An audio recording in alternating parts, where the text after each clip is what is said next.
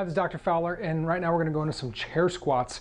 These are one of my favorites from segmenting into what's called functional exercise, meaning not just putting the fun in functional, but doing things that are functional, like when you have to pick something up, when you have to move or bend, or do things in real life and not hurt your back.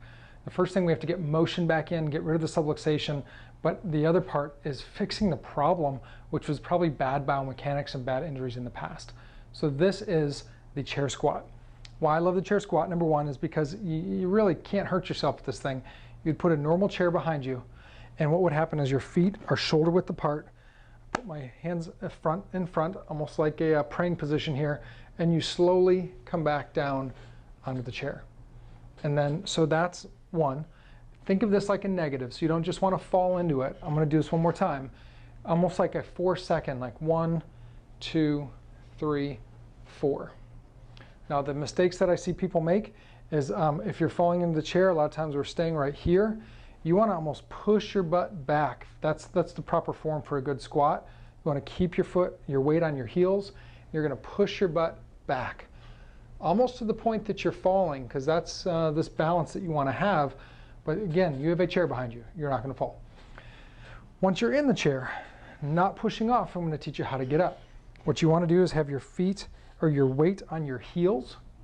And then when you weight on the heels, you're going to put your nose to the ceiling. That brings in what's called extension and makes the extensor or the back muscles work properly. So you're going to just come here, push straight up, and here. Where you should feel it is in your quads, and at the very end in your glutes here. So that's down, a little faster than I said, and that's up. So that is a chair squat. You should be able to do, you can do like 3 sets of 6 to 8. You want to actually get up to about 20 or 30 of these a day as you're working on the low back stuff. This would then go along with doing some cross crawls, which we'll talk about more in a few minutes. But this is the perfect thing, because then what happens is, God forbid, you drop something. Next time you're bending to pick it up, you come down here, up, look up, and you use the right form.